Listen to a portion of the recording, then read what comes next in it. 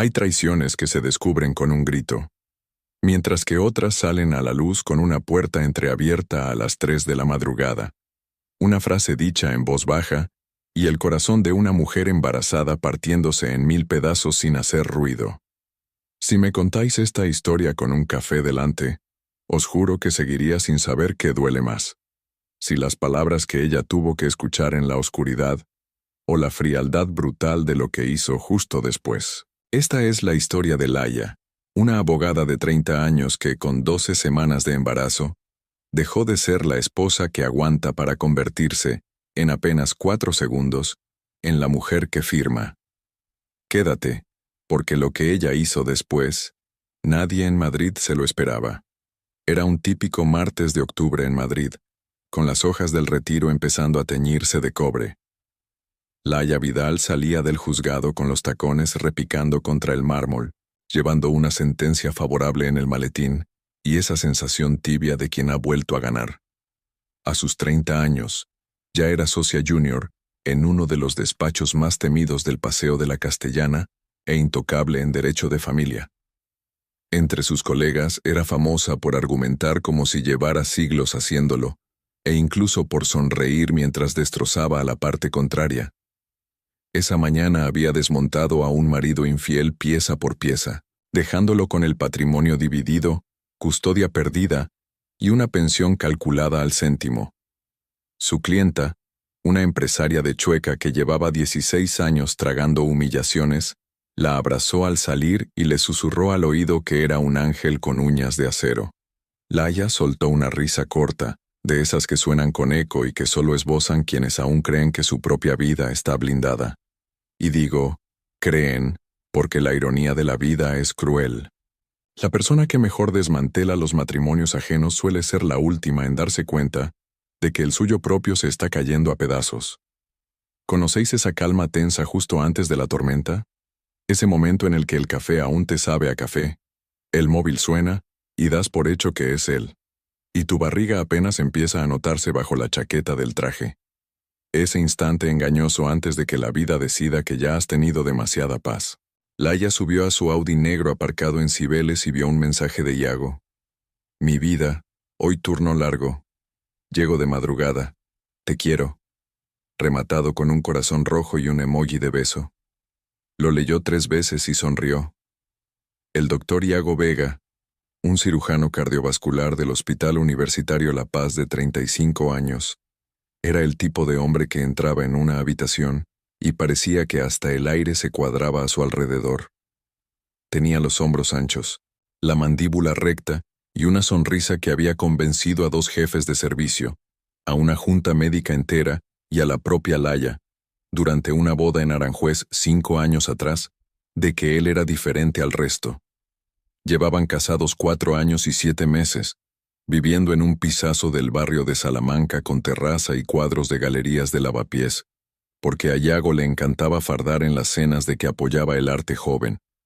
Tenían 2 coches, ayuda en casa un par de días a la semana, una agenda social impecable y un labrador color miel llamado Brando, que les babeaba los abrigos caros. Además, desde hacía exactamente 16 días, tenían un secreto que ella todavía cargaba a solas.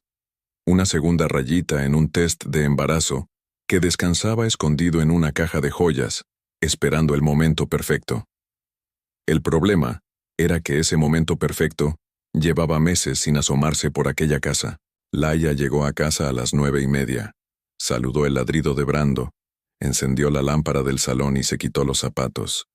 Se sentó en el sofá, puso la mano sobre su vientre todavía plano y por primera vez en todo el día se permitió decirlo en voz alta. Voy a ser madre. Se lo soltó a las paredes, a las cortinas y a Brando, que la miraba con esa devoción muda y absoluta de los perros, como si necesitara materializar las palabras en el aire para creérselas de verdad. A las 11:22 sonó la puerta, e Iago entró con el pelo aún húmedo de la ducha del hospital. Olía a antiséptico mezclado con una colonia que ella no recordaba haber comprado nunca. Tiró las llaves en el cuenco de la entrada. Se acercó y le dejó un beso en la coronilla preguntando si había cenado. Cuando ella le respondió que le estaba esperando, él resopló. Joder, Laia, te dije que iba a llegar tardísimo, come tú. No me esperes. Era un tono cargado de cansancio, envuelto en esa excusa barata del «lo hago por tu bien», un tono que Laia había desmenuzado cientos de veces en interrogatorios cruzados, pero que esa noche, cegada por la rutina de su propio salón, le sonó simplemente a la fatiga de un cirujano tras 12 horas de quirófano.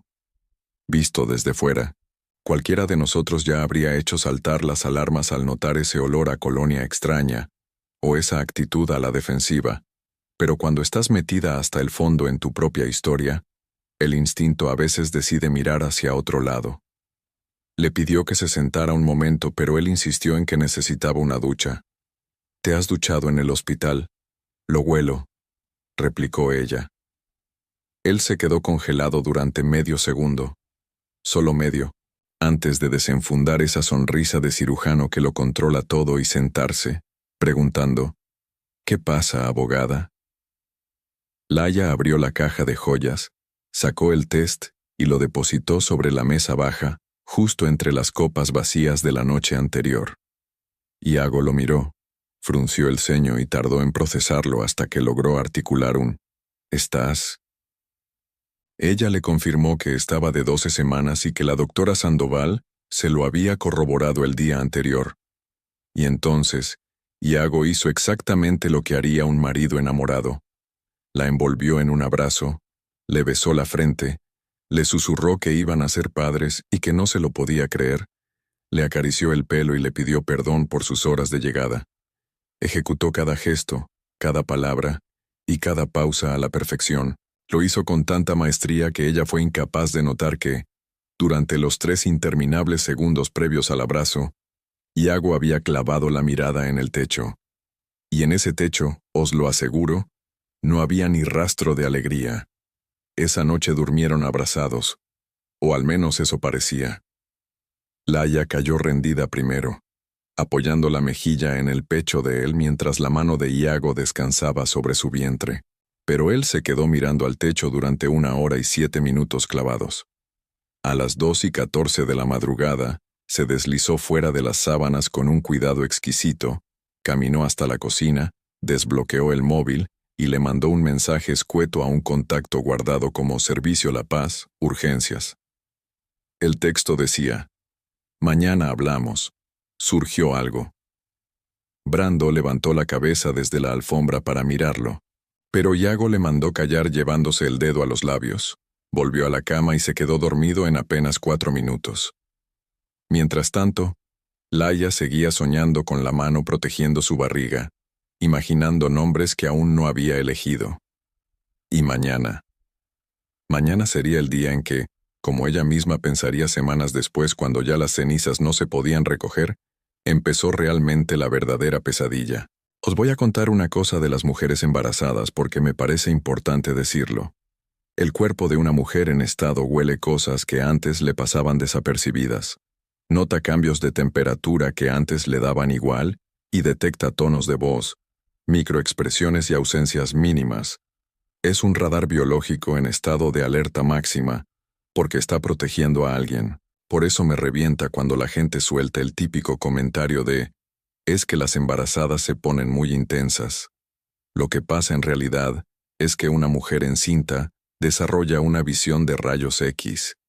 Mi propia madre siempre cuenta que, cuando me esperaba a mí, supo 2 semanas antes que mi padre le había mentido sobre un viaje a Barcelona. ¿Y sabéis cómo lo descubrió? Simplemente por cómo olía el cuello de una de sus camisas. 3 semanas después del positivo, los turnos de Iago cambiaron radicalmente. Cariño, me toca rotación de madrugada hasta finales de mes. Quirófano nocturno. Lo siento.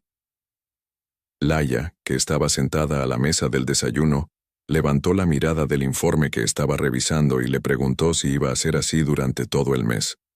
«Es que ha bajado uno del equipo», se excusó él. «Pedro, el de Sevilla, está de baja por lo de la rodilla y yo soy el más nuevo». «Tú llevas 4 años en La Paz, Iago. De nuevo tienes poco», replicó ella. Se hizo una pausa, seguida de una sonrisa seductora. «Vale, A lo mejor no el más nuevo, pero sí el que menos jaleo monta, que es peor. Laia se rió de verdad. Le besó la mano por encima de la mesa y aceptó su versión sin rechistar. A partir de ese día, Iago salía de casa a las 9:30 de la noche y volvía a las 7:30 de la mañana, así que apenas se cruzaban en el pasillo. Él le besaba el pelo mientras le decía, «Descansa, embarazada mía», y se metía directo en la ducha, justo cuando ella salía pitando hacia el despacho. La cama se quedaba siempre caliente, pero desoladoramente vacía. A las 2 semanas, Laia notó el primer detalle inquietante.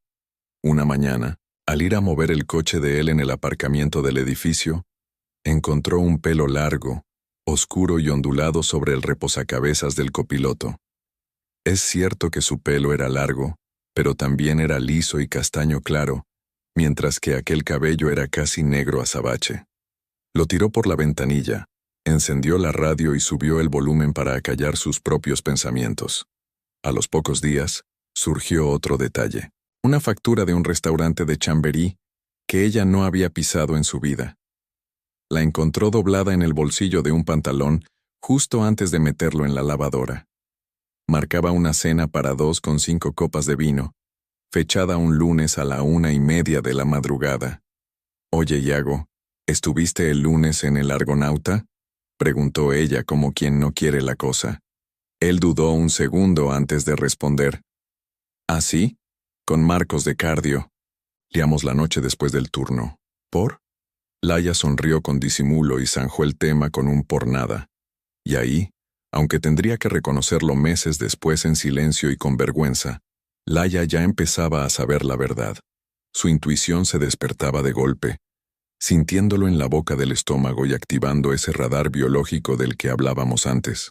Pero el cerebro de una mujer enamorada es un órgano extraño, porque construye explicaciones para todo. Es capaz de transformar un pelo negro en una compañera del coche compartido, una factura sospechosa en una simple cena entre colegas y una ducha de las 7:30 de la mañana en puro cansancio, en lugar del ritual desesperado para limpiar la culpa de otro cuerpo. Y seamos sinceras, todas las que me escucháis sabéis de sobra que es muchísimo más fácil mentirse a una misma y ponerse una venda en los ojos que aceptar que el hombre con el que duermes cada noche hace tiempo que dejó de ser el que te hizo aquellas promesas. La segunda grieta profunda llegó un jueves. Laia tenía cita en la clínica con la doctora Sandoval para la primera ecografía importante, la de las 15 semanas, donde por fin iban a escuchar el latido del bebé en directo. Le había pedido a Iago que la acompañara con 3 días de antelación, y él aceptó. Se puso un recordatorio en el móvil e incluso le besó el cuello antes de marcharse. A las 9:42 de la mañana, Laia estaba sentada en la sala de espera con el abrigo en el regazo y el móvil temblándole en la mano. Pasaron las 9:53, las 10 en punto, las 10:05. Y entonces le mandó un mensaje a Iago. «¿Estás de camino?». A las 10:14 apareció el maldito doble cheque azul, pero sin respuesta. Finalmente, a las 10:22, llegó el mensaje de Iago. «Mi vida, perdóname. Acaban de meter una urgencia. Imposible salir. Llámame cuando termines. Te amo. Y al peque también». Laia lo leyó, asintió a la nada en la sala vacía, guardó el móvil, y justo en ese instante la enfermera la llamó. Entró sola al box, se tumbó en la camilla en soledad, y la doctora le aplicó el gel frío. Y entonces, en el monitor, apareció algo que la desarmó por completo. Un latido rápido, firme y terco que confirmaba que su hijo estaba vivo y completamente saludable. Laia, una mujer de hielo que no había derramado una sola lágrima ni en el funeral de su propio abuelo, se echó a llorar como si llevara meses tragándose un océano entero. La doctora le tendió un pañuelo y la intentó consolar diciendo que «suele pasar, es la primera vez que los oís en directo». Laia asintió fingiendo que le daba la razón, aunque en el fondo sabía que su llanto venía de otro lado. La cruda realidad era que en ese cuarto, con el compás de la vida de su hijo rebotando en las paredes, comprendió por primera vez, sin excusas ni paños calientes, que el padre de la criatura no había querido estar ahí para escucharlo. Y fue justo en ese instante cuando empezó a hacerse una pregunta muy peligrosa. Aquella misma tarde, ya de vuelta en el despacho, abrió un cajón que llevaba un par de años cerrado a cal y canto, sacó una agenda vieja y buscó un nombre hasta que dio con él. Felipe Aranguren, cirujano de La Paz, y su número de móvil. Un nombre que ella había intentado borrar de su vida hacía años, pero que la memoria muscular de su instinto había conservado bajo llave por si acaso. No llegó a llamarlo. Todavía no. Pero se quedó clavada mirando esos números durante un rato larguísimo, antes de volver a cerrar la libreta, cerrar el cajón de golpe y sumergirse de nuevo en sus informes legales. Y así continuó fingiendo, tanto ante el espejo del baño, como ante el pobre Brando, su madre por teléfono y hasta consigo misma, agarrándose a la falsa ilusión de que aquel matrimonio aún tenía arreglo. Antes de entrar de lleno en esta escena, hay una cosa que tengo que confesaros. Yo no creo en las casualidades, sino más bien en los cuerpos que saben la verdad mucho antes de que la cabeza esté dispuesta a aceptarla.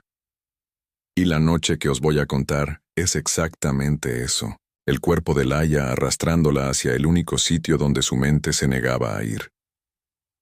Eran las 2:39 de la madrugada del primer viernes de noviembre, y Madrid estaba empapado porque había estado lloviendo intermitentemente.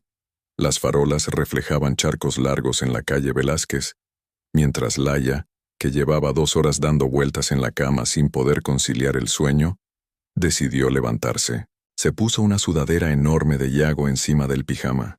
Bajó a la cocina y se calentó un poco de leche.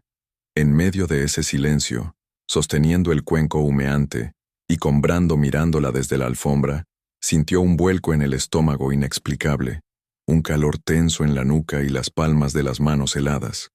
Era una punzada visceral que mezclaba el instinto de protección, pura intuición y un presentimiento de que algo iba muy mal. Sin darle muchas vueltas, pensó que iría al hospital a llevarle la cena y darle un beso de buenas noches, convencida de que al día siguiente se reiría de su propia paranoia. Así que calentó el guiso de la noche anterior en el microondas.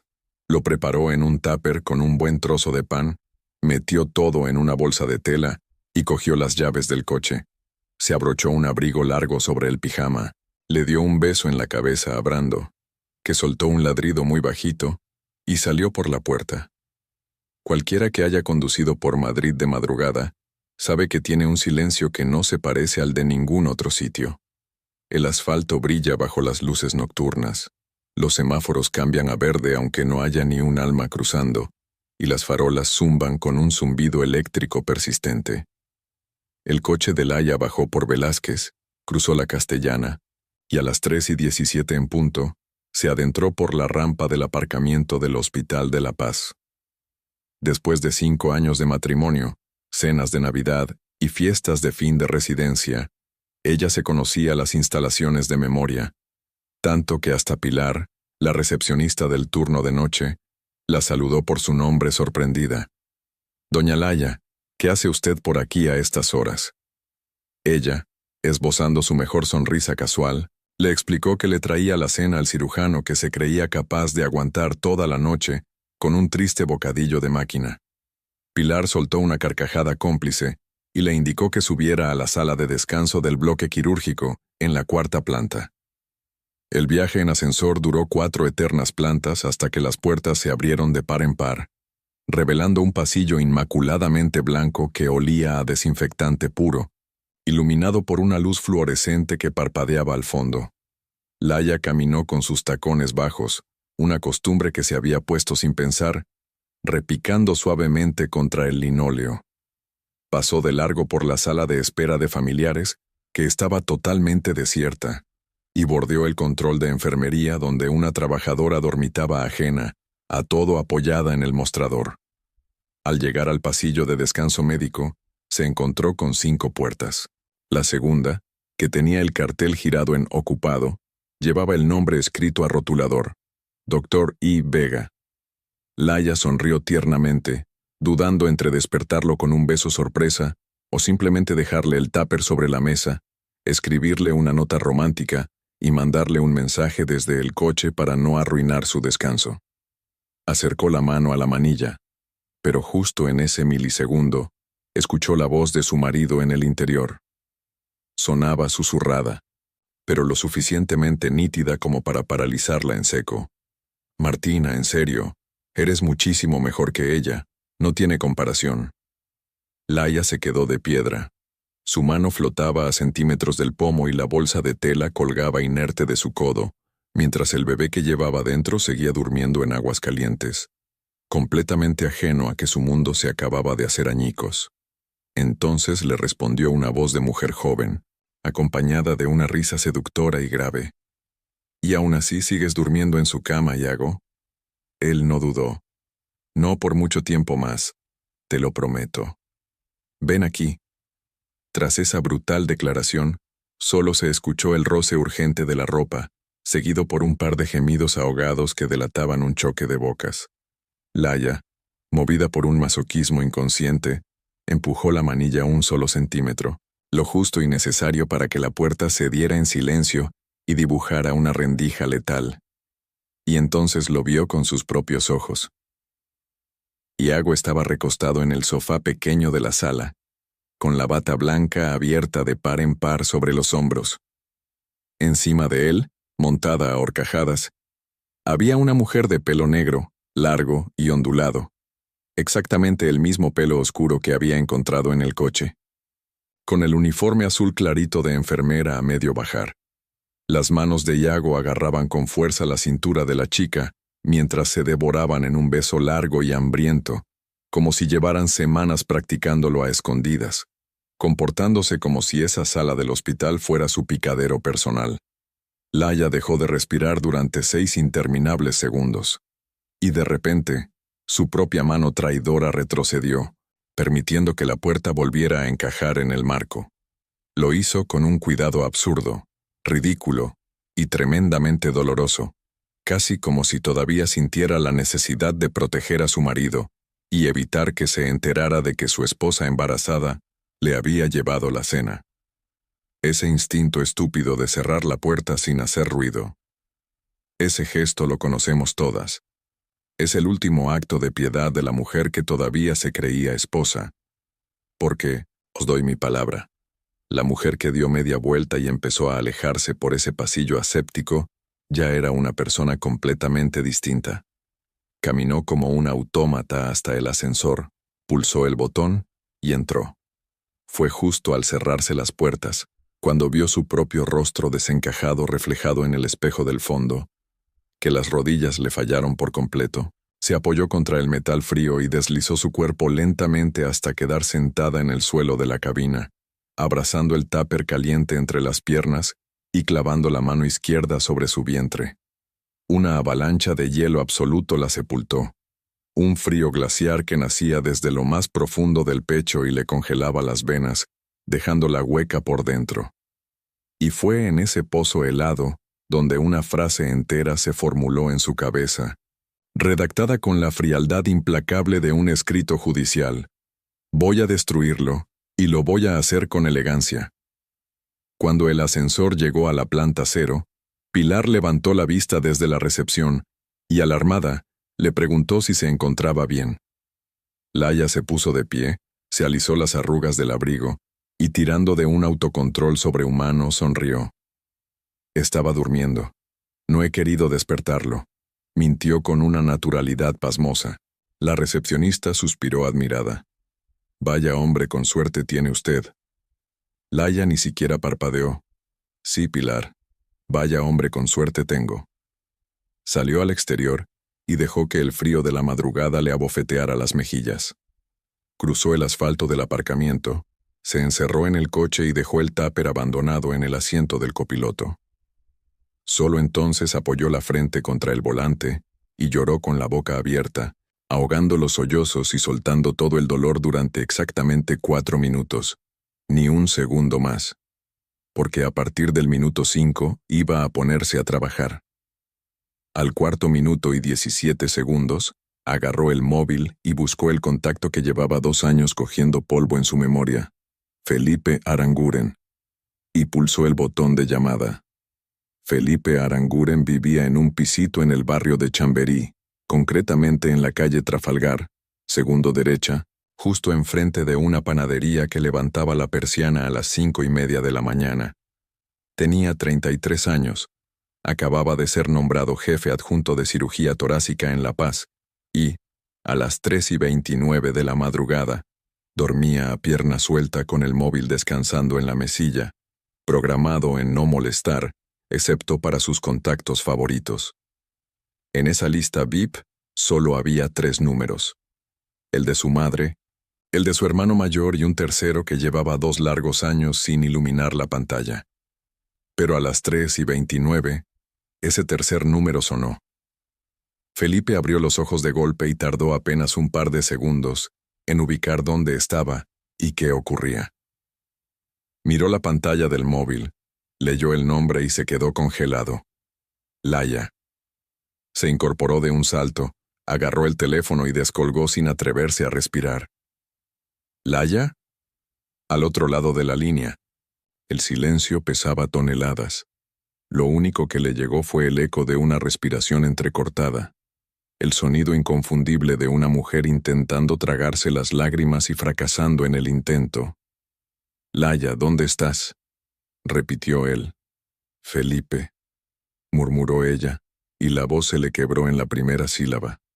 Felipe, movido por un resorte automático, ya estaba intentando meterse en los pantalones con una sola mano mientras sostenía el móvil con la otra. «Dime dónde estás. Felipe, perdóname. Laya, perdóname, por favor. Tenías razón en todo. Y yo te eché de mi vida como una completa imbécil. Y ahora no tengo a nadie a quien llamar». Felipe cerró los ojos y apoyó la frente contra la madera fría del armario. Tardó un segundo en contestar. Y ojo, no fue por orgullo, sino por puro dolor. Ese dolor sordo y antiguo que llevaba 2 años pudriéndolo por dentro, el mismo que lo había obligado a largarse de Madrid un tiempo simplemente para no cruzársela. «Laya, dime dónde estás». «En el aparcamiento del hospital, encerrada en mi coche. No te muevas de ahí, voy». «Felipe, no. De verdad no hace falta que...». «Laya, no te muevas. Llego en 12 minutos». Colgó, se tiró una sudadera cualquiera por encima del pijama, agarró las llaves y bajó los 3 pisos de escaleras volando, porque a esa hora el ascensor era una pérdida de tiempo imperdonable. Además, el Madrid de las 3:30 de la madrugada era un desierto de asfalto que él sabía que podía cruzar más rápido que cualquier ascensor antiguo de su edificio. Y aquí, antes de que avancemos, necesito hacer una pausa, porque ya sé perfectamente lo que algunas estáis maquinando en vuestras cabezas. Seguro que estáis pensando, «Madre mía, qué guión más predecible. Justo ahora aparece el salvador de turno». Y os entiendo, os lo juro. Yo también estoy harta de ver series donde el príncipe azul hace acto de presencia por arte de magia en el peor momento posible. Pero dejadme dejar algo muy claro. Esta historia no va de eso. Y os voy a explicar por qué. Felipe Aranguren no apareció de la nada aquella madrugada. Felipe llevaba 29 años apareciendo. Desde que Laya tenía 7 añitos y él 8, cuando compartían rellano en un bloque de Chamartín. Felipe había sido el que apareció cuando ella se partió la crisma en el columpio a los 11. El que estuvo ahí cuando pinchó en selectividad con 18. Y el hombro en el que lloró cuando enterró a su abuela a los 23. Y también fue el que apareció, aunque a ella le doliera tanto verlo, el día en que la pilló del brazo de Iago Vega en aquella maldita boda en Aranjuez, hace ya más de 5 años. Así que no. Felipe Aranguren no era una casualidad de madrugada.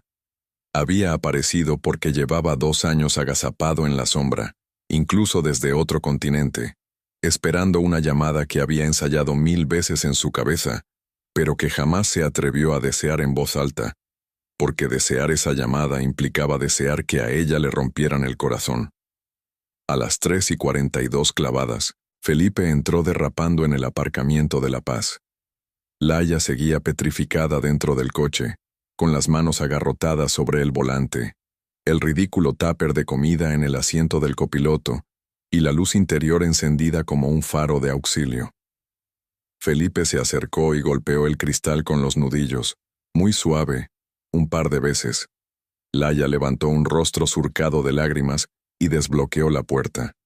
Él no dijo ni media palabra, simplemente se puso de cuclillas junto al asiento, helándose en aquella madrugada de noviembre, vestido con medio pijama, una sudadera y el pelo revuelto de quien ha salido huyendo de la cama. Cuéntame. Está arriba, en la sala de descanso, con una enfermera, una tal Martina. Felipe no arqueó ni una ceja. Felipe ya se lo olía, en el fondo lo sabía. Pero se lo guardó. No era el momento de colgarse medallas. Vale, dijo. Felipe, estoy aquí. Estoy embarazada. Esa palabra. Esa jodida palabra fue el mazazo definitivo que hizo saltar por los aires todo lo que Felipe llevaba 2 años sujetando con clavos y cinta americana.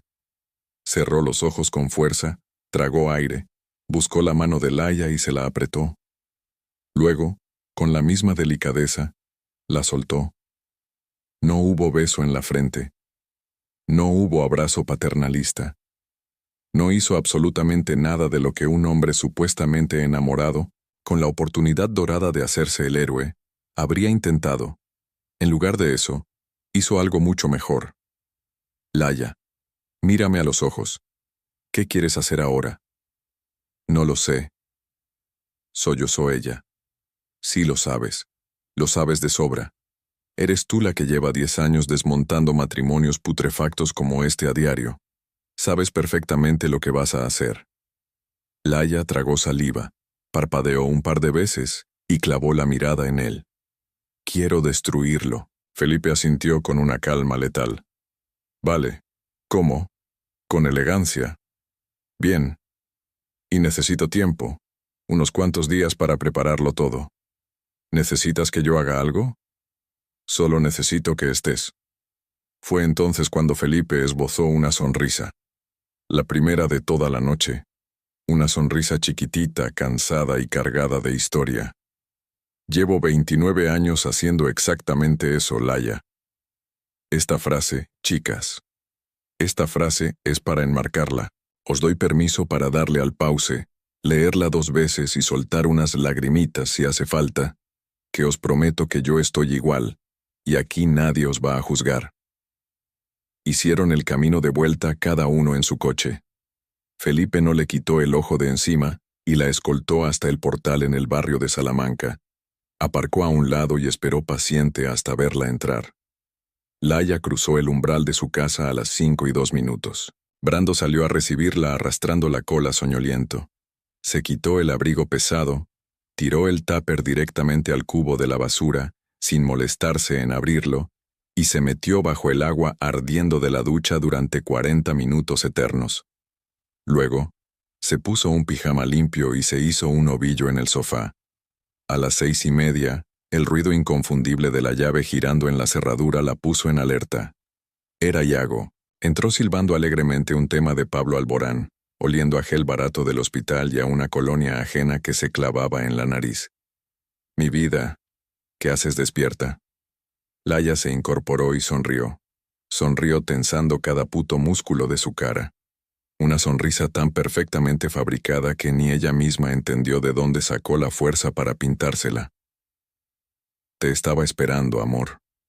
No conseguía pegar ojo. Iago se acercó, le dio un beso en la frente, otro en la mejilla y un tercero en los labios. Ella no solo se lo devolvió, sino que le acarició el pelo mojado.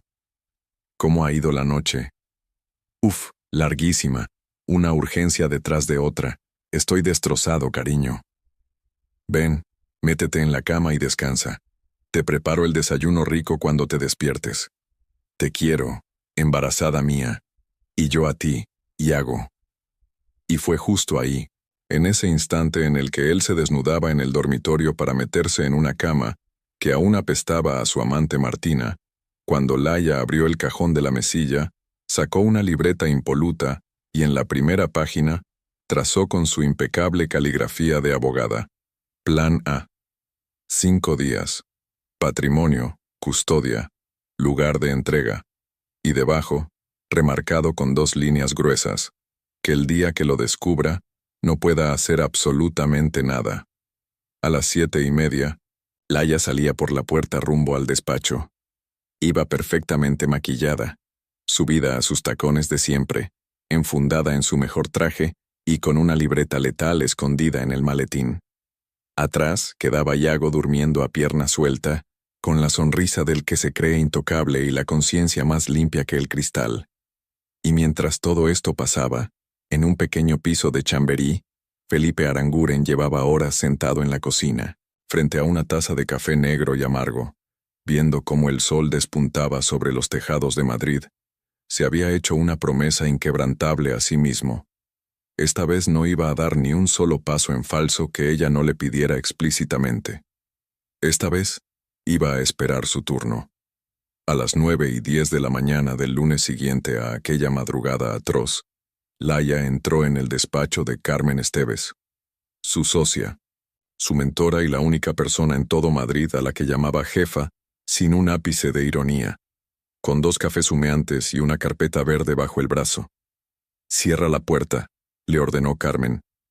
A sus 62 años, con sus inseparables gafas redondas, un divorcio propio en el currículum y 300 ajenos a sus espaldas, sabía perfectamente cuándo se acercaba una tormenta.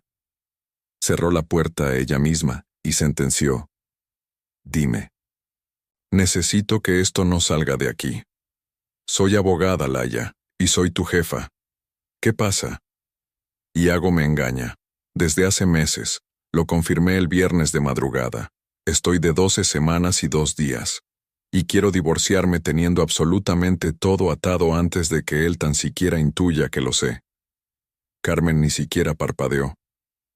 Se quitó las gafas, las dobló con parsimonia y las dejó sobre la madera del escritorio. Aclárate, ¿quieres mover ficha en serio o solo quieres asustarlo? Quiero terminar con él, Carmen. Económica, social y profesionalmente, pero limpio, sin darle ni un solo resquicio por donde pueda agarrarme. ¿La custodia? Unilateral, con un régimen de visitas estrictamente supervisado los 2 primeros años, alegando inestabilidad emocional documentada del padre durante el periodo de gestación. ¿Pruebas del adulterio? Laia soltó la artillería pesada. Audio mío entrando en la sala de descanso del hospital esa madrugada, registrando todo. Una confesión indirecta de él donde dice literalmente: «Eres muchísimo mejor que ella». Súmale la factura de un restaurante de Chamberí, una camisa con un pelo que evidentemente no es mío y... Laia hizo una pequeña pausa dramática. La propia rotación de turnos que él mismo ha solicitado en el hospital, que consta en el sistema interno y a la que tengo acceso porque mi médico de cabecera me autorizó en el portal del paciente.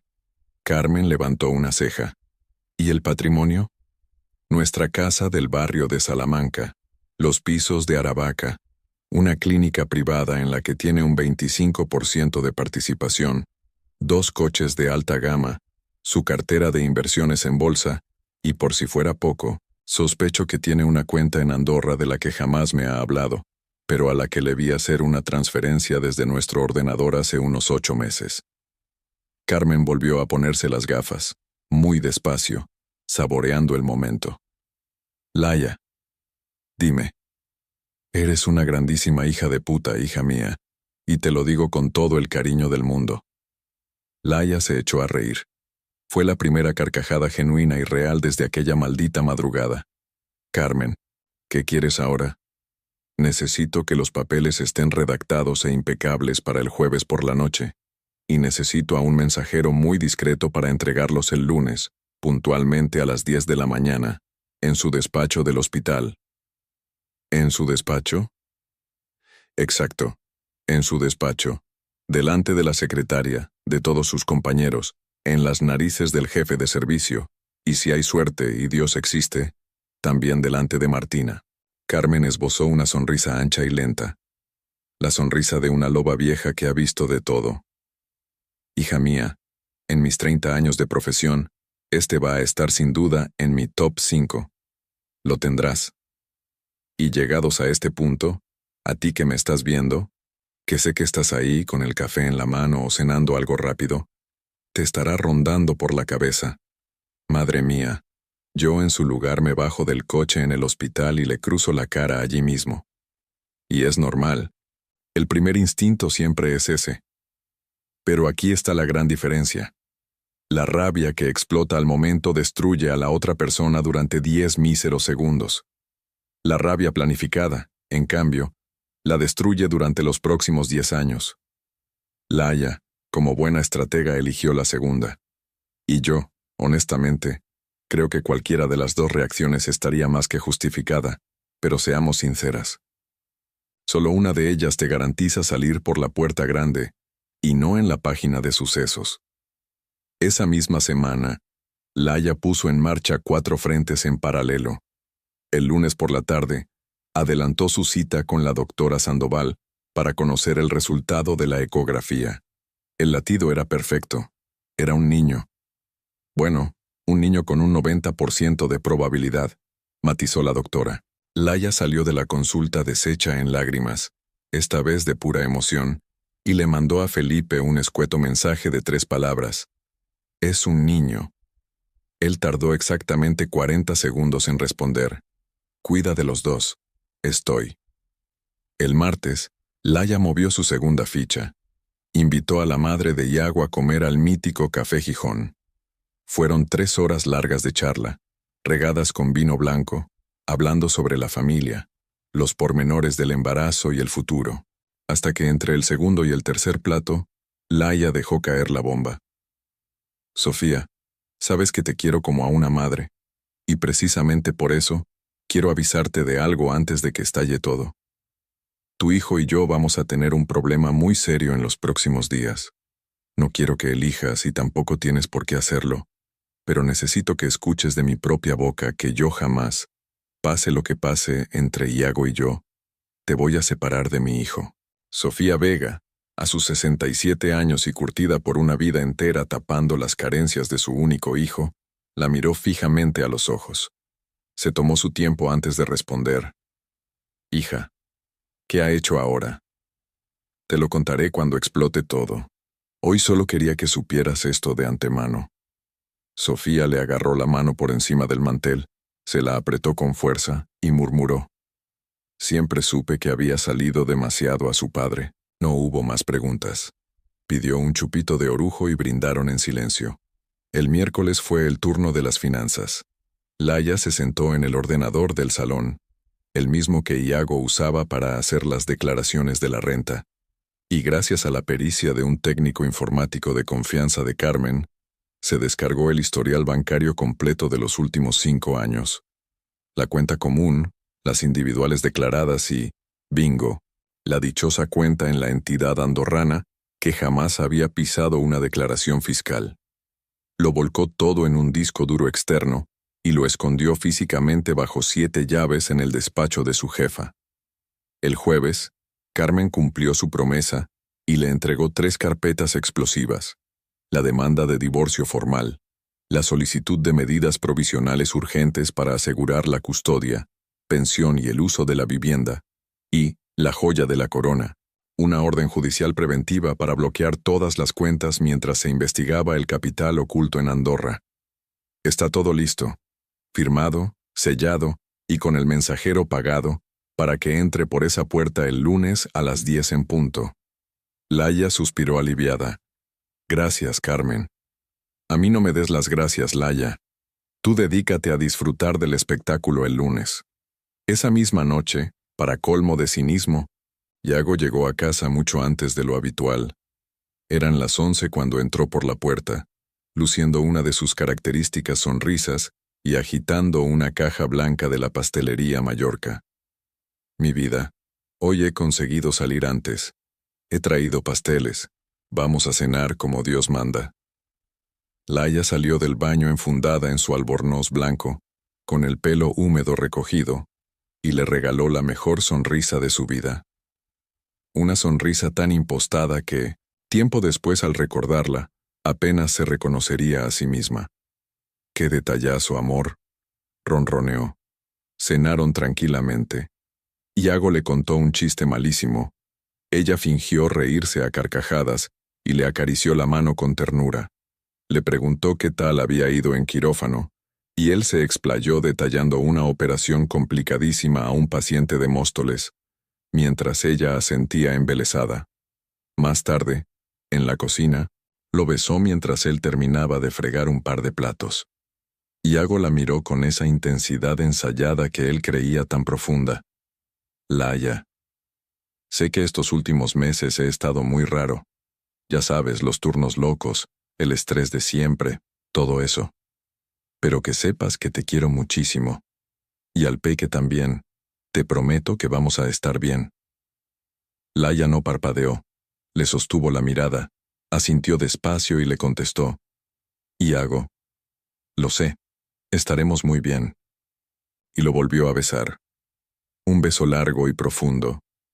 Pero bajo la superficie de ese beso, en la cabeza de Laia, solo retumbaban dos ritmos desacompasados, el latido acelerado de su bebé y el tic-tac de la cuenta atrás hacia las 10 de la mañana del lunes.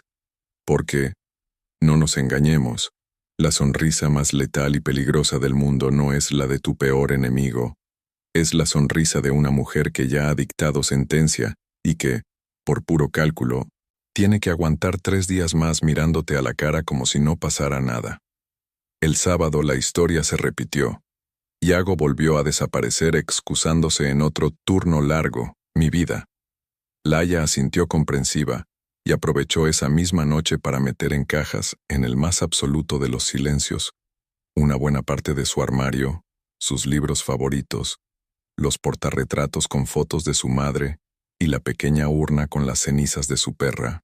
Llamó a una empresa de mudanzas privadas, cerró el trato para que estuvieran allí el lunes a las 11 de la mañana y se puso en contacto con una inmobiliaria de Chamberí para alquilar sobre la marcha un coqueto piso amueblado de 2 habitaciones en la calle Sagasta, listo para entrar a vivir.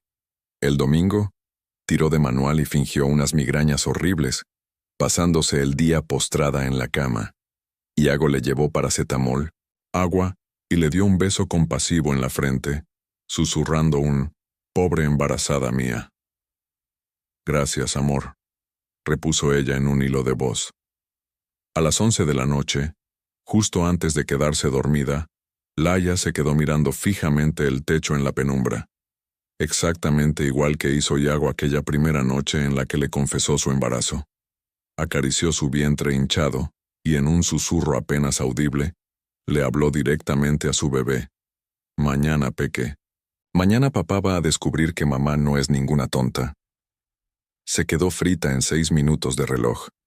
Era domingo por la noche, pasaban un poco de las 10:15, e Iago estaba repantingado en el sofá viendo un partido del Real Madrid con Brando a sus pies. Tenía una cerveza sin alcohol en una mano, mientras que con la otra acariciaba distraídamente al perro. Laia apareció desde la cocina con 2 tazas humeantes de manzanilla, se sentó a su lado y apoyó las piernas sobre las de él con una naturalidad pasmosa. «Iago, dime, mi vida. Mañana voy a estar súper liada todo el día. Tengo el cierre de un caso importantísimo, y por la tarde me quedaré con Carmen revisando documentación. Si necesitas cualquier cosa, llámame al móvil, pero que sepas que no te lo voy a coger hasta la noche. Tranquila, yo entro a las 2 al hospital, aunque tengo reunión de equipo a las 10. Reunión de equipo. Buena suerte, amor». «Gracias». La besó en la sien antes de volver a clavar la vista en la pantalla. Laia dio un sorbo a su manzanilla, miró el partido, luego miró a Brando y finalmente fijó la vista en el reloj de pared. Faltaban exactamente 12 horas para las 10 de la mañana. Llegados a este punto, sé perfectamente lo que se os está pasando por la cabeza. Os estaréis tirando de los pelos pensando, ¿pero cómo diablos aguanta? ¿Cómo es capaz de sentarse a ver un partido de fútbol al lado del sinvergüenza que la acaba de humillar de esa manera? Y la respuesta, chicas, es probablemente la verdad más triste de toda esta historia. Aguanta porque, por desgracia, ya ha tragado cosas peores. Aguanta porque cualquier mujer que ha compartido techo con un narcisista de manual durante años aprende a quedarse completamente quieta cuando la supervivencia lo exige. Y sobre todo, aguanta porque en su cabeza ya no pesan esas 12 horas de espera, sino los años que él le ha hecho dudar de su propio instinto. Esa misma noche, en ese mismo ático que él le había prometido reformar para el bebé, y que llevaba 2 años acumulando polvo y excusas, Laia hizo el amor con Iago por última vez. Se entregó despacio y con una frialdad clínica, tragándose las lágrimas y clavando la mirada en las grietas del techo para concentrarse en contar los 22 días que llevaba sabiendo la verdad. Lo hizo única y exclusivamente porque sabía que, en algún momento futuro, un juez podría llegar a preguntarle en un estrado, ¿cuándo fue la última vez que mantuvieron relaciones íntimas? Y ella necesitaba tener la sartén por el mango para poder mirar a ese juez directamente a los ojos y responder, el domingo antes del divorcio. A las 11:29, Iago cayó rendido boca arriba, con la mano pesando sobre el pecho de ella. Sin embargo, Laia se quedó con los ojos abiertos de par en par, con la mirada perdida en la lámpara apagada, hasta que dieron las 2 de la madrugada. Fue entonces cuando salió de la cama con cuidado exquisito, bajó descalza a la cocina e hizo una llamada cortísima al móvil de Carmen. ¿Todo en orden?, susurró. Todo en orden, Laia. El mensajero está confirmado para las 9:50. Llegará al control del hospital a las 9:55 y entregará los papeles en mano al doctor Vega en su mismísimo despacho a las 10 en punto, con 2 testigos presentes. Mañana, a las 10:02, serás una mujer en proceso de divorcio. Gracias, Carmen. Una cosa, Laia. ¿Vas a estar bien mañana? Laia tardó un segundo de más en responder. Voy a estar como las mujeres que aguantamos demasiado tiempo. Voy a estar bien después. Te quiero, hija. Y yo a ti. Colgó, regresó a la cama y se durmió acariciándose la barriga. Aquella noche soñó, como le confesaría a Felipe muchos meses después, que su abuela, fallecida hacía 7 años, la miraba sentada desde el banco de un parque y le decía con una sonrisa cómplice, «Hija mía, ya era hora». Mientras tanto, en la otra punta de Madrid, en aquel segundo derecha de la calle Trafalgar, Felipe Aranguren acumulaba ya 6 días de insomnio. Durante ese tiempo, su único contacto con Laia habían sido mensajes cortos, apenas 3 o 4 al día, donde él jamás presionaba y ella solo informaba de lo estrictamente necesario. Hoy he ido a la clínica, todo bien. Hoy Carmen ha terminado los papeles, mañana es el día. Felipe había cumplido su parte del trato de forma impecable, discreta y milimétricamente calculada. El miércoles anterior había concertado una cita con el jefe de servicio de cirugía de La Paz, su superior directo, para pedirle formalmente un cambio de turno la mañana del lunes. Necesito estar en el hospital el lunes a las 10, en el ala de cardiovascular, le espetó sin rodeos. Felipe, tú no operas los lunes. ¿A qué viene esto?, preguntó el veterano cirujano. Porque va a haber una situación delicada con un compañero, y necesito estar presente como testigo. El jefe de servicio, un hombre gallego, de vuelta de todo, que llevaba 30 años pateando los pasillos de aquel hospital y que había visto crecer a Felipe desde que era un simple residente, se quitó las gafas pesadamente y lo escrutó. Felipe, ¿esto tiene algo que ver con el doctor Vega? Sí. Tú nunca has sido hombre de meterte en líos. No me estoy metiendo en ningún lío, solo estoy haciendo lo que tengo que hacer. El jefe asintió lentamente, procesando la información. El lunes a las 10. Te quiero allí, por si pasa cualquier cosa. Gracias. Felipe, una última cosa. La abogada Vidal. Es la mujer de Vega, ¿verdad? Es mi amiga de toda la vida. Ya veo. Y es la mujer más íntegra que he conocido jamás. Mensaje recibido, hijo. Y quiero que os quedéis con este pequeño gran detalle, chicas. Porque Felipe no movió sus hilos para estar allí regodeándose en la venganza, o para ver caer a su rival. Se plantó en ese hospital única y exclusivamente para protegerla y servir de escudo por si a Iago se le cruzaban los cables. Y es justo ahí, en la sutileza de ese gesto protector y desinteresado, donde se entiende la abismal diferencia que hay entre un hombre y otro. Ya en la noche del domingo, de vuelta en Trafalgar, Felipe se quedó mirando el calendario de la cocina. Marcaba la fecha clave. Lunes, 10 de la mañana. Hospital La Paz. Despacho de Iago Vega. Lo cerró con decisión. Caminó hasta el dormitorio y abrió el cajón de la mesita de noche para sacar una foto vieja, gastada y en blanco y negro. En ella se veía a un chaval de 12 años sentado en el bordillo de una acera de Chamartín, comiendo un helado junto a una niña pequeña con 2 coletas y una sonrisa a la que le faltaba un diente. Era Laia. Volvió a guardarla con mimo, apagó la luz de la mesilla y soltó un susurro en la oscuridad. Mañana, Laia, mañana lo pagará todo. Y por primera vez en 6 días larguísimos, cerró los ojos y durmió exactamente 6 horas del tirón. Lunes, 5 de noviembre. Madrid amaneció teñido de gris plomizo, con uno de esos cielos bajos que parecen aplastarte contra el asfalto, y los termómetros marcando unos tristes 7 grados a las 8 de la mañana. A las 7:30, en el ático del barrio de Salamanca, Iago Vega se levantó de un humor excelente. Tarareaba una canción bajito bajo la ducha, se afeitó al ras y se enfundó una camisa azul cielo rematada con la corbata Burdeos que su mujer le había regalado por su 2º aniversario. Remató el conjunto con unos gemelos de oro y un buen chorro de perfume. Laia ya lo esperaba en la cocina envuelta en su bata y preparándole su habitual café cortado con 2 terrones. «Mi vida, qué guapa estás de buena mañana», piropeó él. «¿Y tú qué guapo vas para tu reunión, amor?», le devolvió ella. «Ya sabes, hoy es la presentación trimestral, toca lucirse». «Lúcete», sentenció Laia.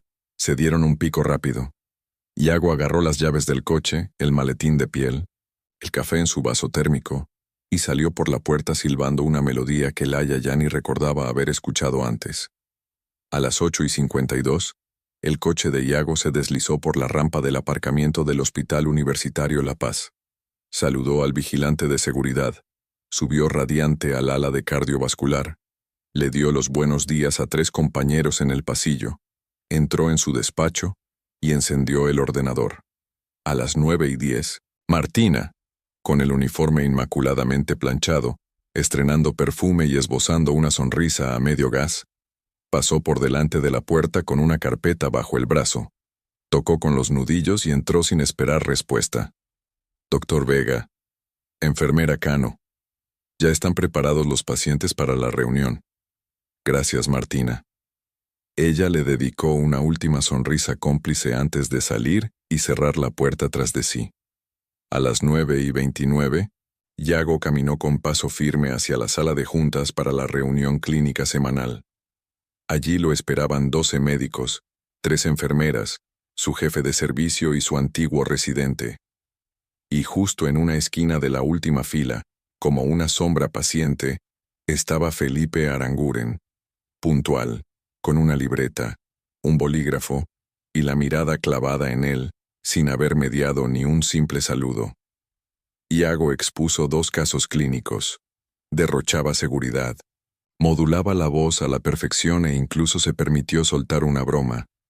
3 compañeros le rieron la gracia, otros 3 ni se inmutaron. A las 9:50, el mensajero irrumpió en la recepción principal de La Paz.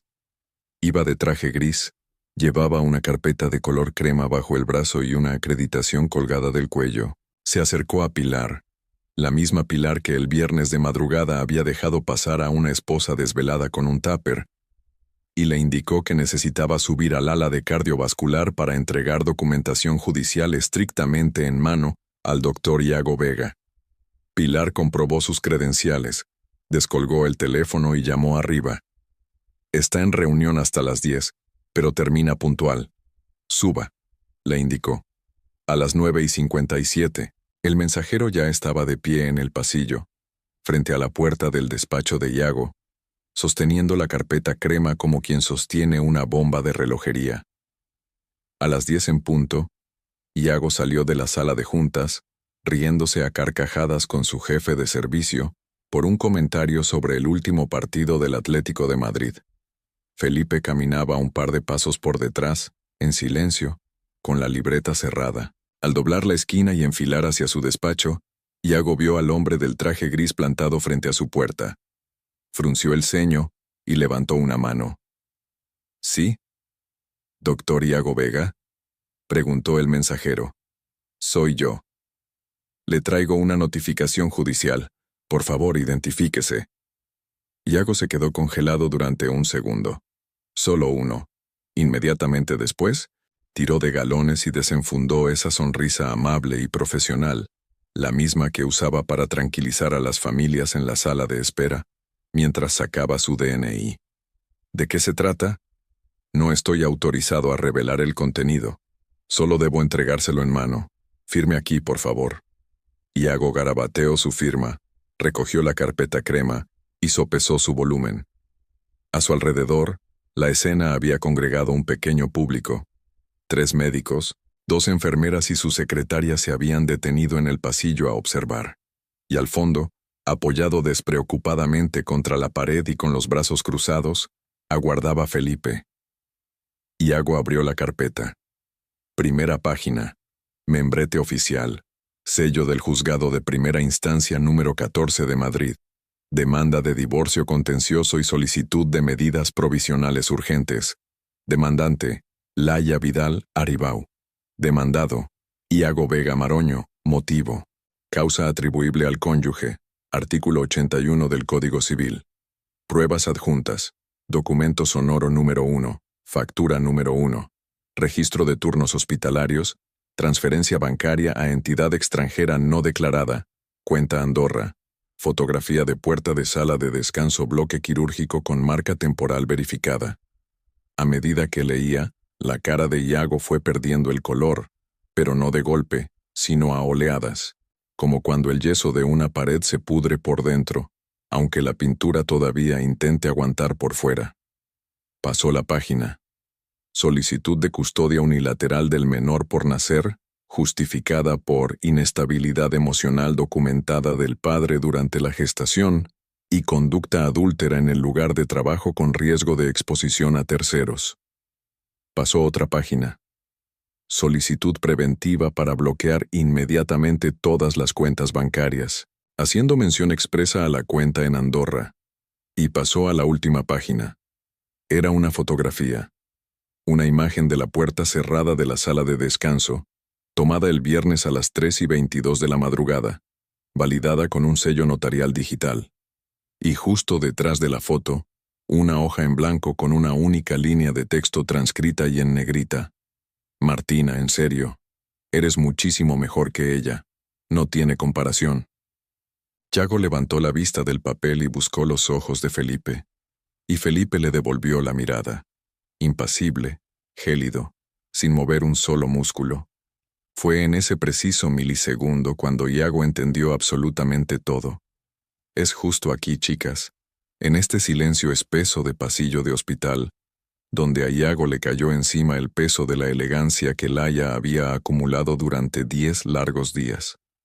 Y os juro, por lo que más queráis, que esa maldita carpeta color crema pesaba y cortaba muchísimo más que el cuchillo más afilado del mundo. De repente, el móvil vibró en el bolsillo de Iago.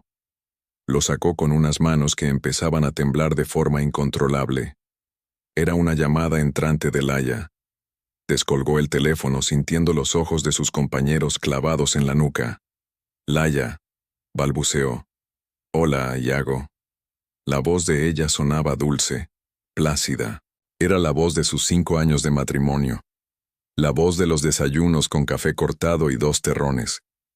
Laya, ¿qué es todo esto? ¿Has recibido ya mi regalito de aniversario? ¿De qué? ¿De qué estás hablando? He pensado que lo más apropiado era entregártelo justo en el sitio donde te sientes intocable. Ya sabes, en tu despacho, delante de todo el mundo. Quería darte la oportunidad, esa oportunidad que tú me negaste a mí, de explicarte públicamente. Laya, escúchame, por favor. No, Iago, hoy no me toca escuchar a mí. Hoy te voy a dar yo una orden. ¿Por qué no les explicas a todos tus compañeros, ahí mismo y en voz alta, ¿Por qué el viernes pasado a las 3:22 de la madrugada le dijiste a la enfermera Martina Cano que ella era muchísimo mejor que yo? Anímate. Creo que tienes a tu jefe de servicio justo a la derecha, ¿verdad? Iago giró el cuello. Efectivamente, su jefe de servicio estaba allí, de pie, con el rostro más blanco que el de un cadáver. Laia, te lo suplico, no me hagas esto. Ah, y hazme un favor, remató ella con una frialdad cortante. Dile a Martina de mi parte que los cafés de la sala de descanso de este mes los pago yo. Y que lo disfrute. Mientras le dure el contrato. Y colgó. Iago se quedó paralizado, con el móvil pegado a la oreja inútilmente y la carpeta crema temblando en su mano izquierda. 12 pares de ojos lo juzgaban en silencio, mientras una gota de sudor helado le resbalaba por la columna, justo por debajo de la camisa azul que su mujer le había planchado con tanto mimo el día anterior. Felipe se despegó lentamente de la pared, caminó 3 pasos y se plantó a 1 metro de él. Lo miró fijamente y, con un tono de voz bajo y tranquilo, pronunció su sentencia. Te lo advertí hace 2 años, Iago, hoy pasas por caja. Sin decir nada más, dio media vuelta y desapareció por el pasillo. En cuestión de 2 horas, la onda expansiva había recorrido todo el hospital. En 4, el escándalo ya estaba sobre la mesa del Colegio de Médicos. En 6, el expediente había aterrizado en el despacho del Comité de Ética. Y en solo 8 horas, el jefe de servicio había citado a Iago a una reunión a puerta cerrada. En ese lapso de tiempo, Iago intentó contactar desesperadamente con Laia. Bloqueado. Condujo hasta su casa. La cerradura estaba cambiada, y en el portal lo esperaban los operarios de una mudanza con sus pertenencias empaquetadas en 3 maletas. A las 5:30 de la tarde, Iago Vega estaba encerrado en su coche, en el aparcamiento de La Paz. Tenía 3 maletas en el maletero, un divorcio destructor en marcha, sus cuentas a punto de ser embargadas, los socios de su clínica privada exigiendo una asamblea de emergencia, y para rematar, un mensaje de Martina en el móvil, ignorado desde hacía 4 horas, que rezaba: Iago, no me llames. Tú me juraste que estabais separados. Esto no es lo que yo firmé. Iago hundió la cabeza en el volante y lloró. Lloró ininterrumpidamente durante 15 minutos, con el llanto torpe y ruidoso de los hombres que se creían invencibles y acaban de descubrir que no saben llorar. A esa misma hora, en un piso de alquiler en la calle Sagasta del barrio de Chamberí, amueblado, 2 habitaciones y listo para entrar a vivir, Laia Vidal vaciaba cajas. Ordenaba sus libros en las estanterías mientras le susurraba a su hijo: Hola, Peque, esta va a ser nuestra casa nueva. Te va a gustar, ya verás. Brando soltó un ladrido desde la alfombra y Laia se echó a reír. De pronto, llamaron a la puerta. Era Felipe, trayendo una bolsa caliente de la panadería y 2 cafés. ¿Puedo pasar?, preguntó. Pasa. Se sentaron en el suelo del salón rodeados de cajas de cartón y comieron en silencio durante 5 minutos. ¿Cómo estás?, rompió él el hielo. Liberada, respondió ella. Y por fin, por primera vez en 6 larguísimos meses, Laia Vidal sonrió sin necesidad de fingir. Hay hombres que, cuando la vida les tumba y pierden, saben encajar el golpe, aprenden la lección, mastican la derrota y salen al mundo siendo personas distintas y, con suerte, mejores. Y luego hay otros que, cuando pierden, simplemente se rompen en 1000 pedazos por una vieja costura que llevaba décadas mal cosida. Iago Vega pertenecía, de cabeza, al segundo grupo. Y de estos ejemplares, chicas, hay muchísimos, por desgracia. Demasiados. Seguro que todas conocéis a alguno o lo habéis visto de cerca. Os digo más. Pondría la mano en el fuego a que alguna de las que me está escuchando ahora mismo lleva años aguantando a uno. 48 horas después de que aquel mensajero dejara caer la bomba en su despacho, Iago seguía sin procesar absolutamente nada. Esa siempre fue su mayor debilidad. Y así se lo acabaría confesando a su propia madre meses después, deshecho en lágrimas en la cocina vieja de un pueblo de la sierra madrileña. El ínclito doctor Vega jamás había entendido que sus actos, en la vida real, tenían consecuencias. El miércoles intentó llamar a Laia 23 veces. Estaba bloqueado en todas partes. Así que, desesperado, marcó el número de Carmen Esteves. La abogada descolgó al tercer tono. Dígame. Carmen, soy Iago. Necesito hablar con Laia urgentemente. Doctor Vega, arrancó ella con voz de acero. Le informo de que a partir de este momento, cualquier tipo de comunicación con mi clienta se canaliza única y exclusivamente a través de este despacho. Está todo detallado en la primera página de la documentación que se le entregó el lunes. Página 2, párrafo 4. Hágase un favor y léalo cuando tenga un hueco. Carmen, por favor, es la madre de mi hijo. Doctor Vega, es la madre del hijo de mi clienta. Eso es innegociable y no se discute. Lo que sí se discute es el régimen de visitas. Y créame que lo discutiremos a fondo delante de un juez. Que tenga usted muy buenos días. Clic. Esa misma noche, Iago acabó emborrachándose hasta perder el conocimiento en un bar de mala muerte en Argüelles. Desde allí llamó a Martina 14 veces seguidas. Ella, agotada, acabó cediendo a la séptima. Iago, te dejé muy claro que no volvieras a llamarme. Martina, te necesito. No, te juro que lo iba a dejar con ella. Te lo iba a contar todo. Iago, me llevaba 6 putos meses contando el mismo cuento, y resulta que tu mujer estaba embarazada. Embarazada, Iago. Yo no quería. Cállate. Hoy he tenido una reunión de urgencia con la jefa de enfermería. Me han transferido de forma disciplinaria a las urgencias del 12 de octubre, sin referencias. Mi carrera aquí está jodida. Y la tuya, por cierto, también. Buenas noches y no vuelvas a molestarme. Clic. Iago salió dando tumbos del bar a la 1:30 de la madrugada. Paró un taxi y le dio la dirección del portal de Chamberí, en la calle Sagasta, donde, tras mucho suplicar y arrastrarse ante sus antiguos vecinos de Salamanca, se había enterado de que vivía ahora su mujer. Se tiró 10 minutos ininterrumpidos, calcando el botón del interfono, ignorando por completo que la cámara de seguridad del edificio lo estaba grabando todo en alta definición. Al no obtener respuesta, se dejó caer en el bordillo de la acera y se puso a pegar berridos en mitad de la noche. Laia, baja. Laia, joder. Baja de una puta vez. 7 pisos más arriba, Laia estaba de piedra mirando por la mirilla. Felipe, que se había quedado a cenar siendo la primera noche que pisaba aquella casa nueva, se acercó por detrás y le puso una mano en el hombro. «Llamo a la policía ahora mismo», sentenció él. «No, voy a bajar yo». «Laia, estás loca, no bajes». «Voy a bajar, y tú vas a venir detrás de mí, a 10 pasos exactos. Quiero que te vea bien. Necesito que le quede clarísimo que estoy acompañada y que ya no le tengo miedo». Felipe asintió en silencio. Bajaron en el ascensor, y Laia abrió la puerta del portal con paso firme. Iago se levantó del bordillo a duras penas. Daba pena verlo. Tenía los ojos inyectados en sangre. Apestaba a vodka barato. Llevaba la camisa azul medio salida por fuera del pantalón y los zapatos sin atar. Laia. Iago. Por favor, habla conmigo. Solo 5 minutos. Iago, mírame.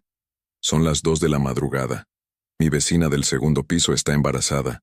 Mi vecino del cuarto entra a trabajar mañana a primera hora en urgencias. Y, por si se te ha olvidado, yo también estoy embarazada.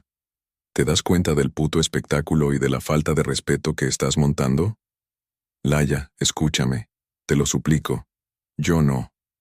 ¿Tú no qué, Iago? Yo te quiero. Laia tardó un segundo en contestar. Solo un maldito segundo. Pero ese instante fugaz fue vital, porque muchos años después lo seguiría recordando como el momento exacto en el que dejó de quererlo definitivamente. El segundo en el que lo borró de su corazón. Iago, tú no me quieres a mí, tú solo te quieres a ti mismo, Para ti, yo solo era el cuadro bonito que adornaba tu salón. Felipe, que se mantenía a 10 pasos exactos en la penumbra del portal, no abrió la boca, no movió un músculo. Simplemente estaba ahí, plantado como un roble. Iago lo descubrió en ese momento, y fue entonces cuando la pena patética del cirujano se transformó de golpe en rabia irracional. ¿Y este qué cojones hace aquí? ¿En serio, Laia? ¿Tan rápido? ¿En serio? Iago, relájate. Este es Felipe, mi mejor amigo desde que tengo 7 años. Y eso, tú lo sabes perfectamente. Ya lo sé, y sé que lleva desde los 18 babeando por ti como un perro, y tú te hacías la ciega, y... Iago, cortó ella en seco. ¿Qué? Tú lo sabías todo sobre él, y aún así, dejaste que ocurriera lo de la sala de descanso la madrugada del viernes de todas formas. Te dio exactamente igual. Iago abrió la boca, intentó articular algo, y la volvió a cerrar.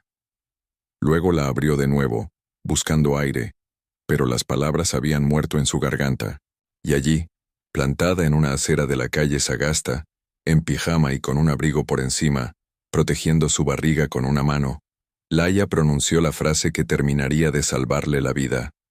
Vete a tu casa, Iago. Vete a casa de tu madre. Reconstruye tu vida muy lejos de nosotros, porque yo voy a hacer exactamente lo mismo con la mía. Te prometo que un día, dentro de unos años, mi hijo te conocerá, y yo misma le contaré que su padre fue un cirujano excelente. Pero no le voy a contar toda la mierda que hay detrás. Y que te quede claro, lo haré por él, no por ti. Iago se quedó mudo. Pasaron 10 segundos, 20, 30 eternos segundos. Finalmente agachó la cabeza, dio media vuelta y empezó a alejarse calle Sagasta abajo, tambaleándose y tropezando con sus propios cordones desatados. Laia entró en el portal, y Felipe la siguió de cerca. Subieron en el ascensor sin cruzarse una sola mirada. Al entrar en el piso, Laia se derrumbó en el sofá nuevo.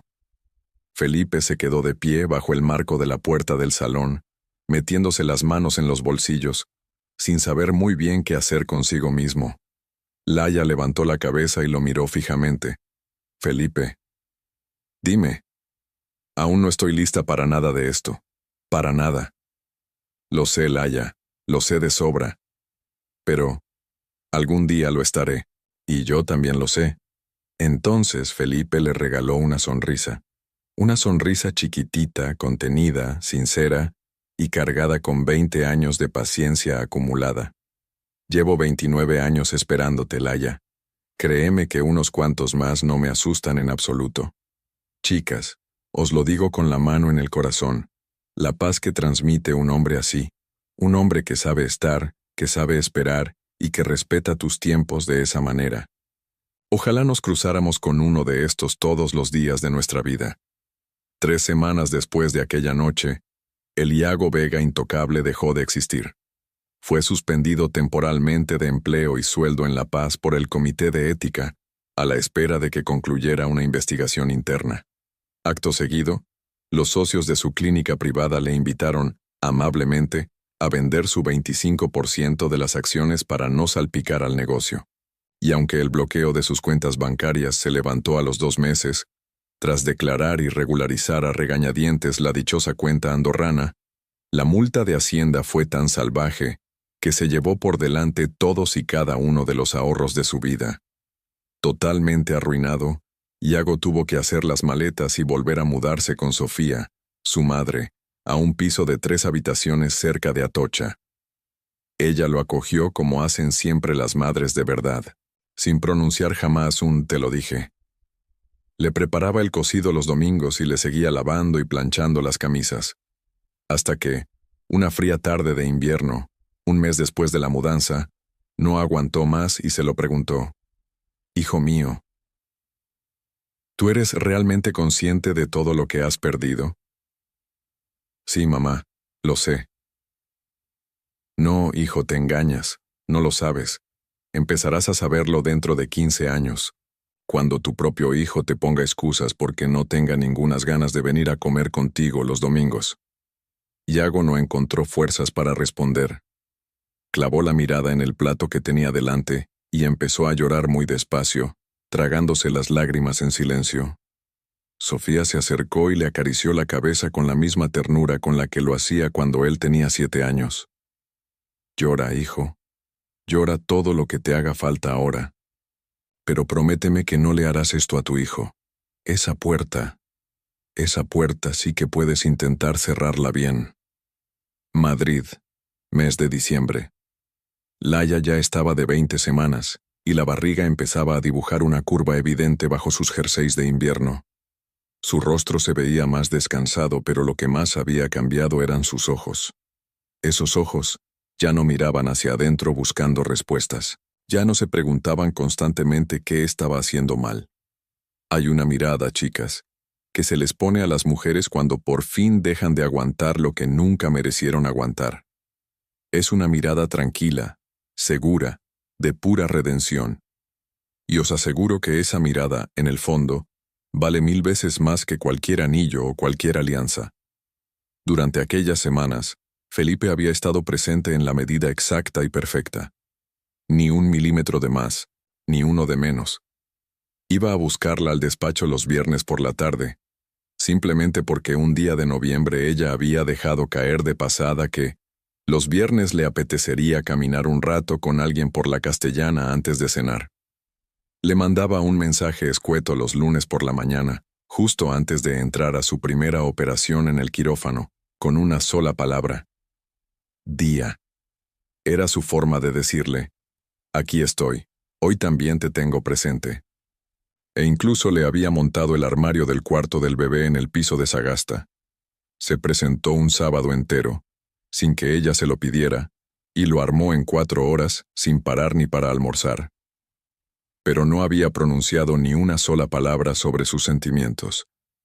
Ese era el pacto no escrito entre ambos, aunque ninguno de los dos lo hubiera verbalizado jamás. Que Felipe iba a estar ahí para ella incondicionalmente, y que el día en que Laia estuviera lista para preguntar, él contestaría la verdad sin tapujos. Pero solo el día que ella decidiera preguntar.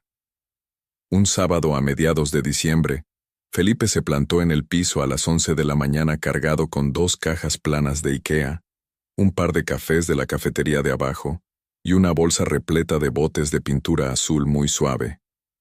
Hoy montamos la cuna, anunció. Felipe, de verdad, no hace falta que... Laia, llevas 2 meses diciendo que vas a montarla y la caja sigue con el precinto puesto. O la montamos hoy, o vengo un día que no estés y la monto yo solo. Laia se echó a reír. Vale, tú ganas.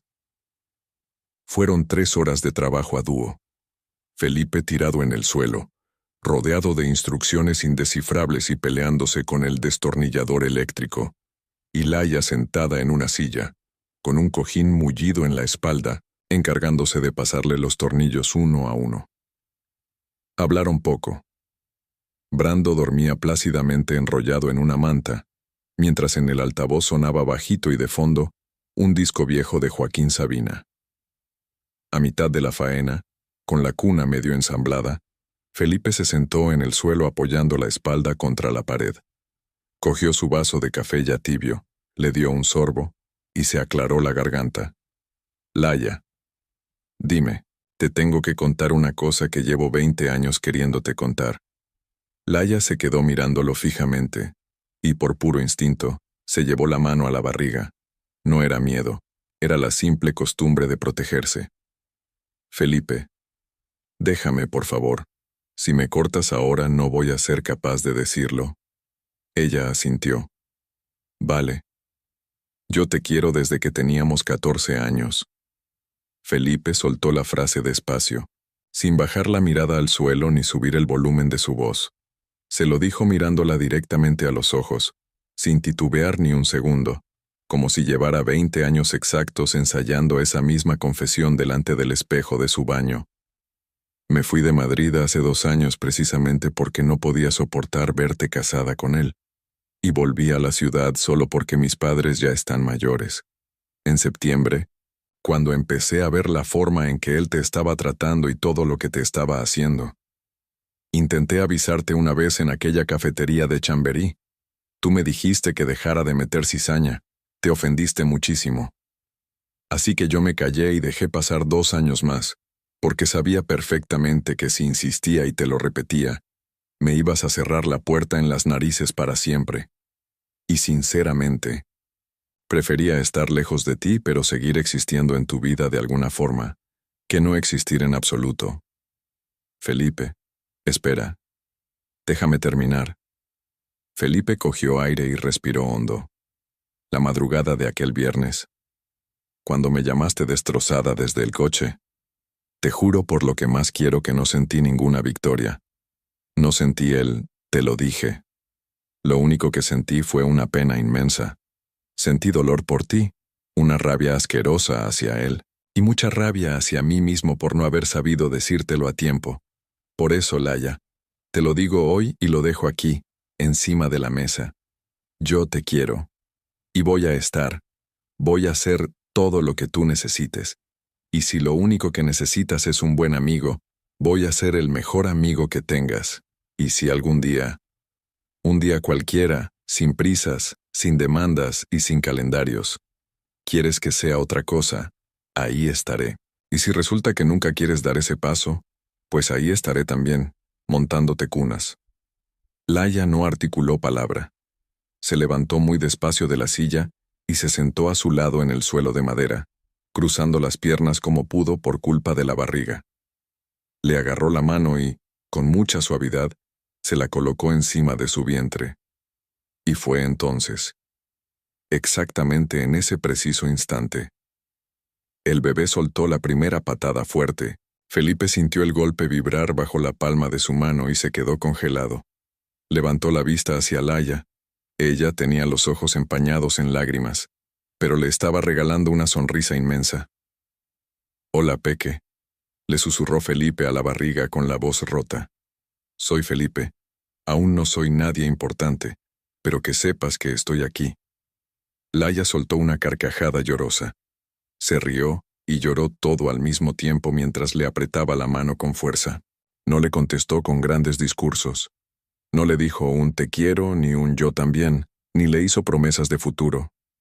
Simplemente le apretó la mano, y eso para él fue más que suficiente. Hay declaraciones de amor, chicas, que literalmente te cambian la vida para siempre. Y hay silencios que, os lo aseguro, valen exactamente lo mismo, si no más. Esta escena es de las que yo me imprimiría y me la guardaría aparte. Esa noche, Felipe se quedó a cenar. Prepararon pasta, se pusieron a ver una película y, a la mitad, él cayó rendido en el sofá. Ella le echó una manta por encima, apagó la luz del salón y se metió en su cama sola, abrazada a su barriga. Justo antes de quedarse dormida, le susurró a su hijo por última vez en el día. «Hijo, algún día entenderás que mamá tardó demasiado tiempo en darse cuenta de lo que era el amor de verdad. Y que, cuando por fin lo entendió, fue única y exclusivamente gracias a ti». Se durmió. A las 3 de la madrugada, Felipe abrió los ojos en el sofá. Brando roncaba suavemente a sus pies. La casa mezclaba el olor a comida de la cena con el perfume de la pintura fresca de la habitación contigua. Se levantó, caminó descalzo hasta la cocina, se sirvió un vaso de agua y se quedó mirando el Madrid de diciembre por la ventana, con todas las luces de Navidad iluminando las farolas de la calle Sagasta. Y pensó, «Gracias». No supo a qué o a quién iba dirigido, pero lo pensó con toda su alma. Volvió al sofá, cerró los ojos y consiguió dormir, por fin, 3 horas más seguidas. Madrid, finales de febrero. 29 semanas de embarazo. Laya cruzó las puertas del juzgado de primera instancia número 14, envuelta en un abrigo negro largo, con el pelo recogido en un moño bajo y unos sencillos zapatos planos, porque a esas alturas los tacones ya no eran una opción viable. A su izquierda, implacable como siempre, caminaba Carmen Esteves. Felipe decidió quedarse fuera, en la escalinata exterior del juzgado. No cruzó el umbral. Habían acordado que sería así, Esto era asunto exclusivo de Laia. Era su lucha, su nombre y su firma la que debía zanjar el asunto. Sala 12. Yago Vega esperaba al otro lado, escoltado por su abogado, un viejo zorro del Paseo de la Castellana contratado a precio de oro, y con su madre, Sofía, sentada en el banco del público, vestida de un gris apagado y retorciendo un pañuelo de papel en las manos. Era la audiencia final. La jueza, una mujer de unos 55 años con gafas pequeñas y gesto adusto, procedió a leer la sentencia en voz alta durante 21 minutos exactos. Las conclusiones fueron demoledoras, un auténtico repaso legal en toda regla. Se adjudicó el 70% del patrimonio común a favor de Laia Vidal Aribau.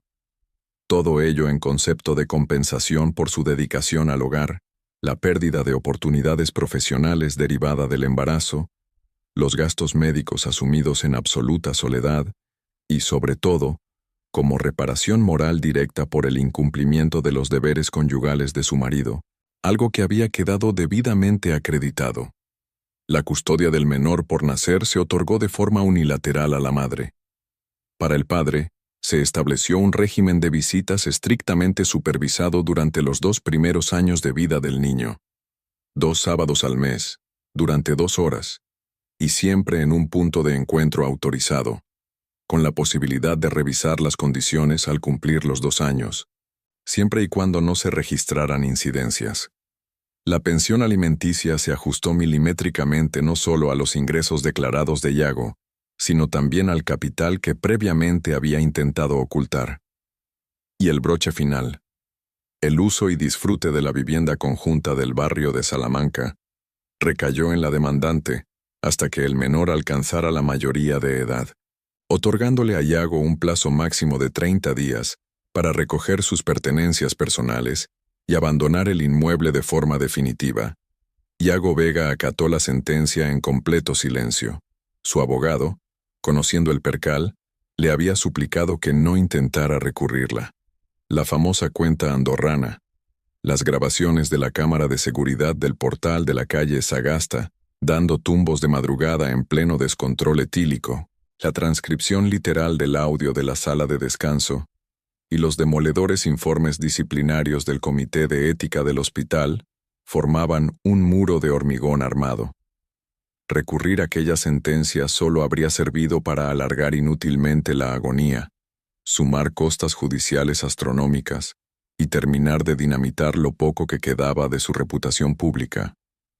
Cuando la jueza pronunció la última palabra y levantó la vista, Yago buscó a Laia con la mirada. Solo fue una vez. Solo duró un segundo. Pero ella ni se inmutó. No le devolvió la mirada. Se mantuvo con la vista clavada al frente, con las manos protectoramente cruzadas sobre su barriga, escuchando con suma atención cómo una figura de autoridad le devolvía, por escrito y con sello oficial, todo ese valor y esa dignidad que durante 5 años le habían hecho creer que no merecía. Salieron a la calle a la 1:17 del mediodía.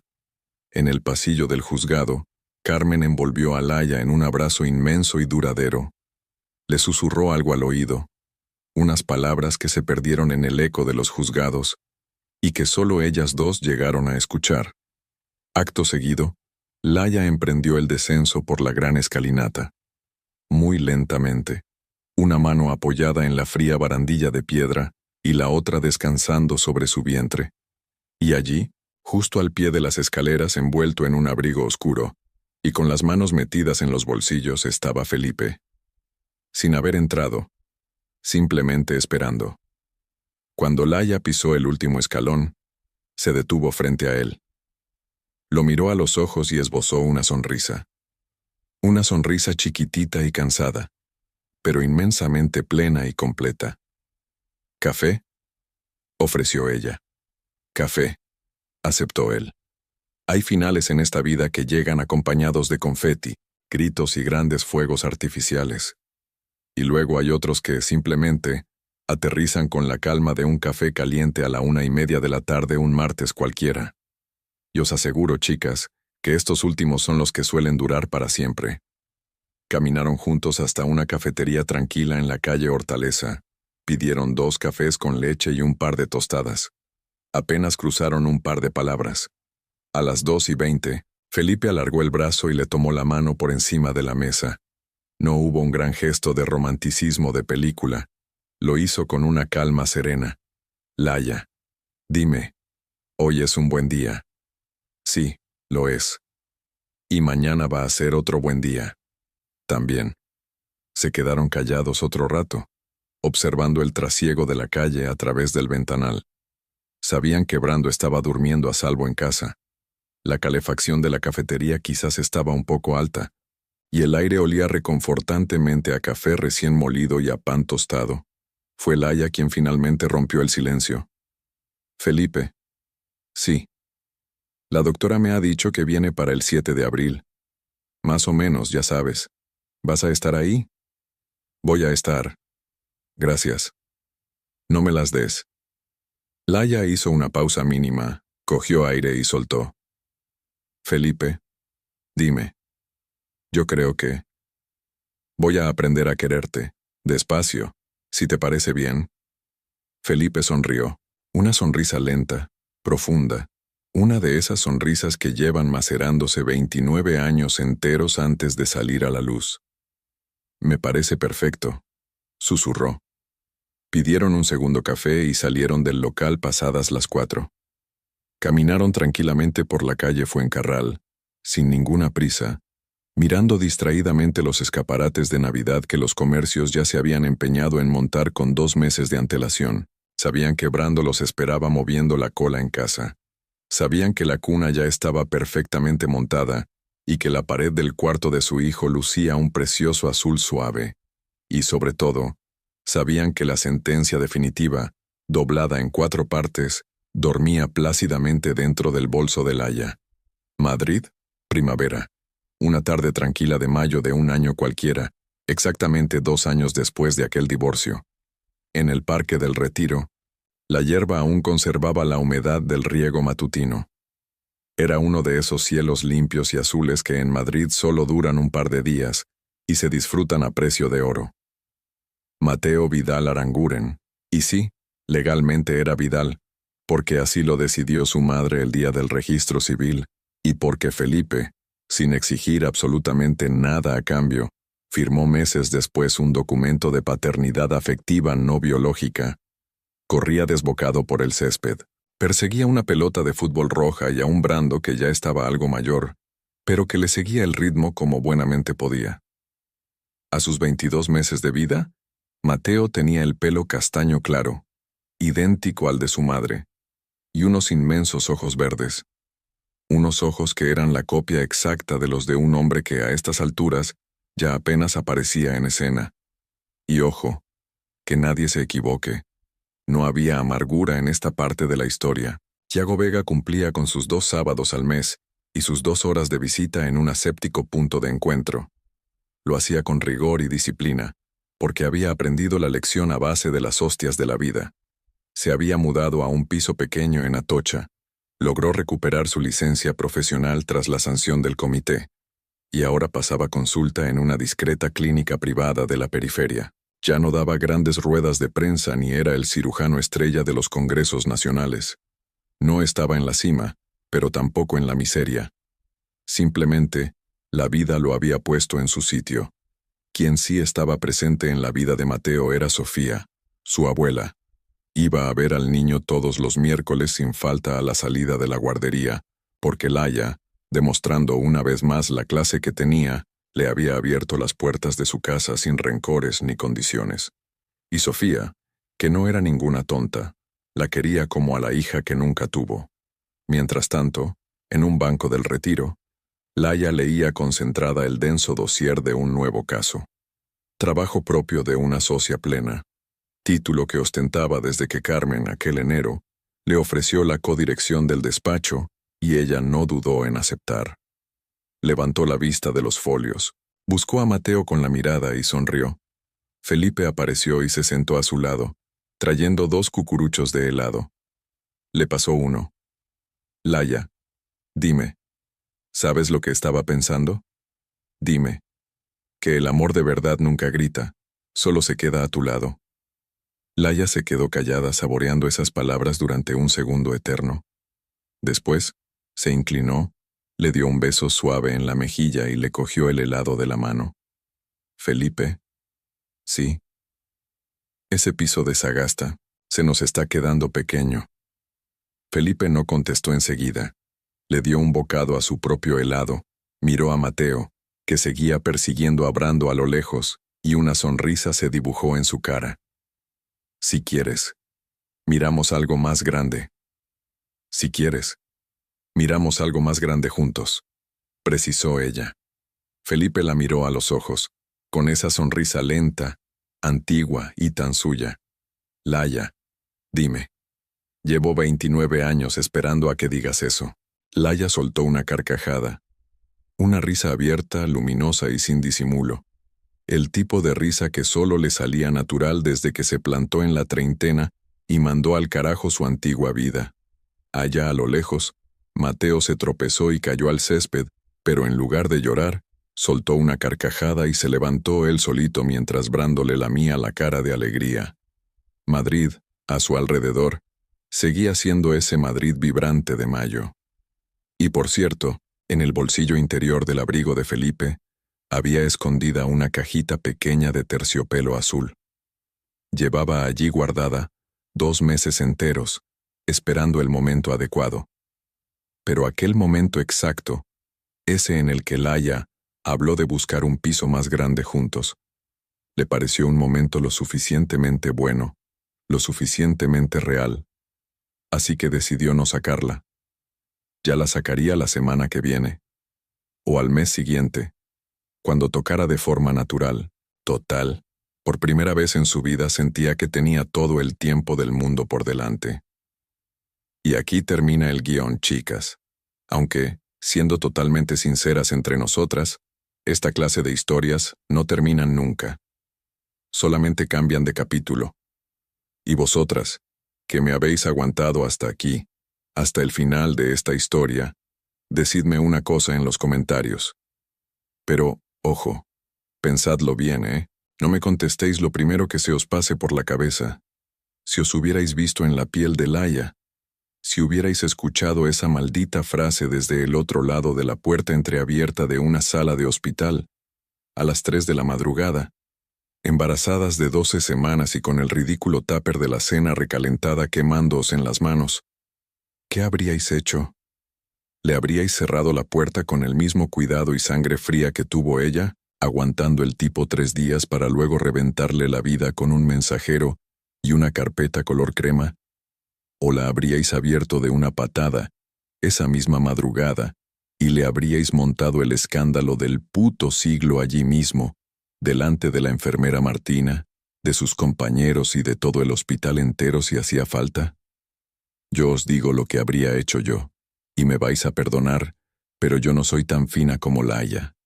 A mí me pilla así, y la carpeta crema no hace falta, porque le tiro el guiso hirviendo del tupper por encima al doctorcito y a su enfermera, y luego llamo a recepción para que suban a limpiar.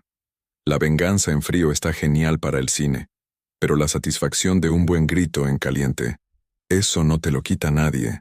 Os leo en los comentarios de abajo, de verdad que quiero saber de qué bando sois, y por favor, suscribíos al canal si todavía no lo habéis hecho. Aquí en Voces contamos historias como estas una vez a la semana. Historias reales, crudas, de mujeres que pasan por cosas que nadie cuenta y que, de una vez por todas, merecen tener una voz propia. Hasta la semana que viene, chicas. Cuidaos mucho. Y, sobre todo, y que esto no se os olvide nunca, escuchaos. Escuchad siempre a vuestro propio instinto.